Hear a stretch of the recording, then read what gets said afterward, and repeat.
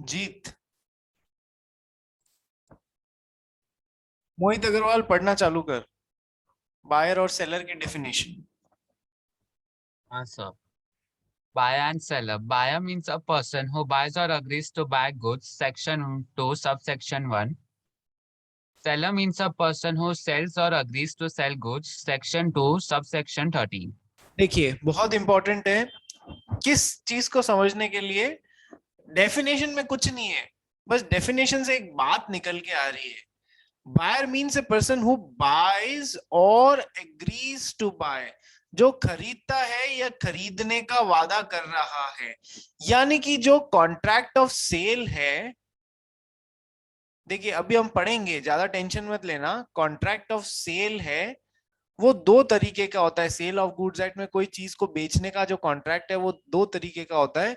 एक तो होता है सेल, एक होता है एग्रीमेंट टू सेल। सेल और होता है एग्रीमेंट टू सेल। ये ओनरशिप के ऊपर डिपेंड करता है। ओनरशिप अपन जानते हैं सेल ऑफ गुड्स एक्ट में, जब अपन गुड्स सेलर से बायर को बेचे जा रहे हैं तो गुड्स की ओनरशिप सेलर से बायर के पास में जाएगी। तो सेल में ओनरशिप ऑफ गुड्स मतलब जा चुकी है सेलर से बायर के पास में। वेरएज एग्रीमेंट टू सेल में ओनरशिप जो गुड्स की है वो सेलर से बायर के पास में कोई फ्यूचर पॉइंट इन टाइम पे जाएगी। ठीक है, दोनों में फर्क समझ में आया सेल और एग्रीमेंट टू सेल में? Yes sir. एक में ओनरशिप ट्रांसफर हो चुकी है सेलर से बायर को और दूसरे में ओनरशिप फ्यूचर में भविष्य में ट्रांसफर होगी। तो buyer means a person who either buys or agrees to buy, मतलब समझ में आ गया होगा आपको, एक तो ओनरशिप ट्रांसफर हो गई है, एक में फ्यूचर में होगी। Seller means a person who sells और agrees to sell the goods. उस हिसाब से देखा है, इस चीज के हिसाब से buys or agrees to buy, sells और agrees to sell the goods. ठीक है सर, इतना ज्यादा इंपॉर्टेंट नहीं है बट कंसेप्ट ये वाला इंपॉर्टेंट है। आगे हम पढ़ेंगे भी differences between sale and agreement to sale. ठीक है, अब अपन आ रहे हैं main crux portion of this chapter पे, विच इज द गुड्स। ठीक है, पढ़ना चालू कर भाई। Sir. Goods section 2, subsection 7. Goods means every kind of movable property other than actionable claims and money, and includes stock and shares, growing crops, grass, and things attached to or forming part of land, which are agreed to be severed before sale or under contract of sale. बहुत simple definition है, ध्यान रखोगे तो याद करने की, mug up करने की जरूरत नहीं पड़ेगी। क्या सर? गुड्स मींस, अब सेल ऑफ गुड्स एक्ट किसके ऊपर लगता है sir? Selling and purchase, transactions pertaining to selling and purchasing of goods. कल बताया था गुड्स का मोटा मोटा मतलब आपको क्या लेना है sir? Movable items. Immovable items की खरीद और फरोख्त पे सोगा नहीं लगता है, सेल ऑफ गुड्स एक्ट नहीं लगता है। ठीक है सर। तो गुड्स का सबसे पहला मतलब है, goods means every kind of movable property, every kind of movable property other than actionable claims, other than actionable claims। Goods में कभी भी एक्शनेबल क्लेम्स इंक्लूड नहीं किया जाएगा। ठीक है सर, तो समझना पड़ेगा सर ये एक्शनेबल क्लेम होता क्या है। एक्स और वाई, ठीक है सर, एक्स ने वाई को 10 लाख रुपए का उधार दिया और वाई को एक्स को 11 लाख रुपए का पैसा चुकाना था, मैं ब्याज, मैं इंटरेस्ट।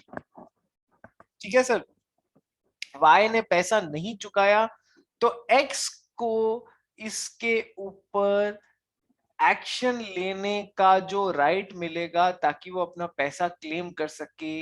जो भी इसका क्लेम बनता है उसके बाबत एक्शन लेने का राइट किसको मिलेगा सर? एक्स को मिलेगा sir. So that is known as the actionable claim. बहुत सिंपल तरीके से समझा रहा हूं तुमको क्योंकि तुम्हारे को इतना डीप में जाने की जरूरत नहीं है। So that is known as actionable claim. अब क्या ये एक्शनेबल क्लेम जो है एक्स का वाई के ऊपर, क्या एक्स इसे किसी और पार्टी को बेच सकता है? हाँ सर, कई बार ऐसा होता है कि मान लो एक प्रॉमिसरी नोट था, वो एक्स वाई को बेच देता है। वो बहुत सारी बातें होती हैं, हमको उसमें उसमें घुसने की बजाय अपन, कई बार क्या होता है, क्या एक्स जब ये राइट किसी थर्ड पार्टी को बेच देता है कि देख मैंने ये एक्शनेबल क्लेम तेरे को बेच दिया है, अब तू वाई से पैसा वसूल कर लेना, ठीक है, मेरे को तू 11 लाख की बजाय हाल फिलहाल 9 लाख रुपए ही दे दे, ठीक है सर चलेगा। तो कई बार ये क्लेम जो है एक्स जेड को बेच देता है, ठीक है सर। अब बात इतनी सी समझने की कोशिश करना कि ये जो एक्शनेबल क्लेम एक पर्सन दूसरे को बेच रहा है, क्या ये गुड्स के अंदर कवर होके सेल ऑफ गुड्स एक्ट का टॉपिक बनेगा, मतलब इस पे इस वाले ट्रांजैक्शन पे जो एक्स ने जेड को बेचा है क्या sale of goods act apply होगा? सर एक्शनेबल क्लेम्स कभी भी गुड्स नहीं माने जाते हैं, ये बात ध्यान रखिएगा, और चूंकि वो गुड्स माने ही नहीं जाते हैं उनके ऊपर सेल ऑफ गुड्स एक्ट कभी लग ही नहीं सकता है, ये बात ध्यान रखिएगा, कभी लग ही नहीं सकता है, ठीक है। So sale of goods act में goods means every kind of movable item, every kind of movable item, ये तो है, but no actionable claim will be considered as goods, actionable claim को कभी गुड्स नहीं मानना है। और तीसरा देखो आगे वापस डेफिनेशन की तरफ बढ़ते हैं, goods means every kind of movable property other than actionable claim and money, other than actionable claim and money, यानी कि पैसे को भी गुड्स नहीं मानना है। अब यहां पर थोड़ा सा समझने की बात है, देखो मनी दो तरीके का होता है, पैसा दो तरीके का होता है, एक तो वो मनी जो होता है लीगल टेंडर, और ऐसा money which is no more which is ceased to be a legal tender, जैसे कि अभी करंटली तो 2000 रुपए का नोट चल रहा है, जो 500 रुपए का नोट चल रहा है, 100 रुपए का, 10 रुपए का, 50 रुपए का, 1 रुपए का सिक्का, ठीक है, ये सब क्या है लीगल टेंडर्स हैं। यानी कि आप जब नोट को देखते हो ना उस पे आरबीआई के गवर्नर का और ये सब जो है एक प्रॉमिस लिखा हुआ होता है, ये प्रॉमिसरी नोट है, I promise to pay the bearer a sum of ₹2000, इस तरीके से लिखा हुआ होता है। सो बेसिकली ये नोट जो है ये प्रॉमिसरी नोट है, ठीक है सर, जहां पर आरबीआई का गवर्नर आपको प्रॉमिस कर रहा है कि वो इस नोट को पोजेस करने वाले को 2000 रुपए देगा। सो ये लीगल टेंडर है, आज भी ये जो नोट चलन में है ना ये लीगल टेंडर है, इनको दिखा के आप कोई भी चीज खरीद सकते हो मार्केट से। सो ये वाला पैसा जो है ये मनी नहीं होता है, ये मनी नहीं होता, ये वाला पैसा जो है ये मनी जो है ये कभी भी गुड्स नहीं कहलाएगा। इन इन नोटों को आप गुड्स की तरह खरीद और बेच नहीं सकते हो, जो पैसा लीगल टेंडर है वो कभी भी गुड्स नहीं होगा, जिनको आज जो मार्केट में चल रहा है भारत में चल रहा है वो कभी भी गुड्स जैसे उन नोटों को गुड्स जैसे नहीं खरीद सकते आप, ठीक है सर, क्योंकि वो नोट गुड्स है ही नहीं। अब कुछ पैसा ऐसा होता है which is ceased to be a legal tender, जैसे कि 25 पैसे का सिक्का इंडिया में बंद हो चुका है तो it has ceased to be a legal tender, it can be purchase and sold like goods, ठीक है। Foreign currency, foreign currency dollars India में चलते नहीं है, it is not a legal tender in India. So dollars या फिर ये येन, ये सब क्या है इंडिया में गुड्स की तरह खरीदे जा सकते हैं। ये मनी जो है ये ceased to be a legal tender वाला या फिर फॉरेन करेंसी, ये जो इंडिया में चलता नहीं है इन्हें आप गुड्स की तरह खरीद और बेच सकते हो, तो इनके ऊपर सेल ऑफ गुड्स एक्ट, इनके खरीदने और बेचने पे sale of goods act apply होगा। या फिर एंटीक मनी, अकबर के जमाने का कोई यदि सिक्का है आपके पास में, उससे आप आज कोई चॉकलेट भी खरीदना चाहो तो कुछ नहीं देगा, वो अलग बात है कि उसकी वैल्यू करोड़ों रुपए की हो सकती है, लाखों रुपए की हो सकती है इन दी एंटीक अरीना। तो एंटीक मनी जो है which is cease to be legal tender Akbar के जमाने का, उन्हें भी आप पुराने सिक्कों को गुड्स के जैसे खरीद और बेच सकते हो। तो बोलो कुछ मनी तो बिल्कुल गुड्स होगा ये वाले, और कुछ मनी जो लीगल टेंडर है वो बिल्कुल भी गुड्स नहीं होंगे। बोलिए कहानी मनी की समझ में आ गई, क्या गुड्स होगा और क्या नहीं होगा? मुझे जोर से हाँ सुनना है सबसे। Yes sir. Yes. Yes sir. ठीक है, तो आइए चलते हैं वापस अपनी डेफिनेशन की तरफ। मैं क्यों इतना टाइम लगा के इतनी मेहनत करके आपको समझा रहा हूँ। फर्स्ट चैप्टर में जो कंसेप्ट्स बनेंगे ना वो आगे काम आने वाले हैं। So goods means every kind of movable property, हर तरीके की मूवेबल प्रॉपर्टी गुड्स होता है, other than actionable claim. Actionable claim को नहीं मानना है, एंड मनी, मनी को भी गुड नहीं मानना है। लेकिन मनी में दो तरीके से सोचना है, एक तो लीगल टेंडर है, वो तो गुड्स नहीं है। लेकिन जो लीगल टेंडर जैसे सीज हो गए या जो फॉरेन करेंसी है या फिर यही सब चीजें एंटीक कॉइन्स हैं जो अब लीगल टेंडर नहीं है, वो सब गुड्स होते हैं। ठीक है, ये यहां तक तो हो गया एक बार। So goods means every kind of movable property other than actionable claims and money and includes, goods में क्या क्या include होता है सर? Stock and shares। आप लोग सब कॉमर्स के स्टूडेंट्स हैं, स्टॉक शेयर्स का मतलब आप समझते हैं, ठीक है। और आप लोगों ने छोटी क्लासेस में 11th 12th में कहीं ना कहीं स्टॉक और शेयर के बीच में डिफरेंस भी पढ़ा होगा कि स्टॉक और शेयर्स के बीच में डिफरेंस बताओ।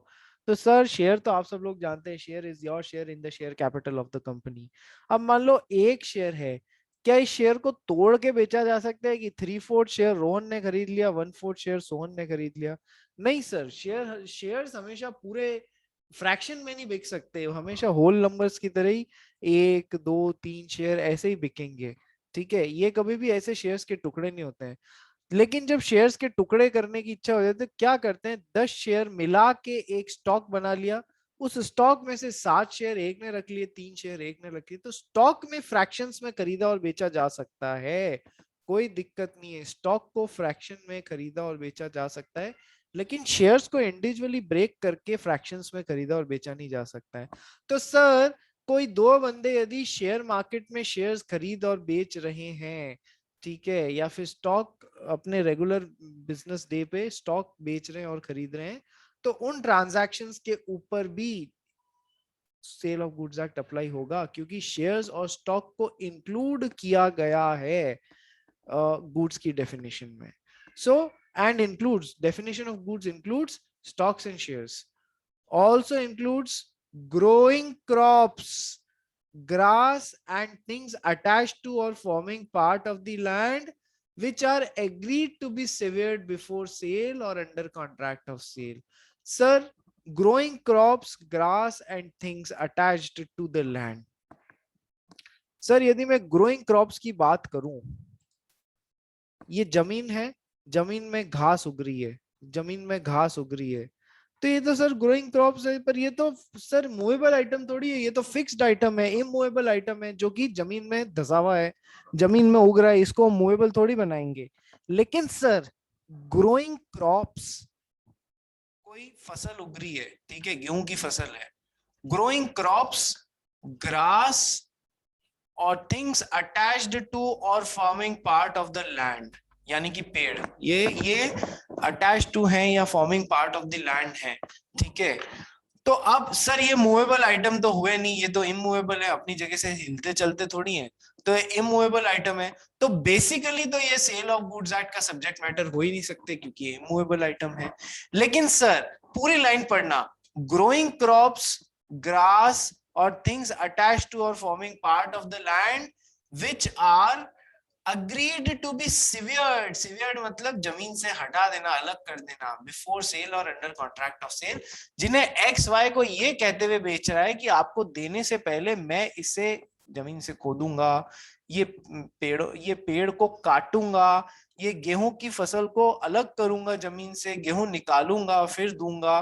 तो भले ही ये अभी के टाइम में मूवेबल नहीं है, इमूवेबल है, but which are agreed to be severed, severed मतलब यहां से इनका कनेक्शन खत्म कर देना, हटा देना जमीन से, agreed to be severed before sale और under contract of sale। ठीक है, तो जिन्हें बेचने से पहले हटाने का, मूवेबल करने का वादा किया गया है, इन सबको गुड्स बोला जाता है। बोलो सर, गुड्स की डेफिनेशन समझ में आई?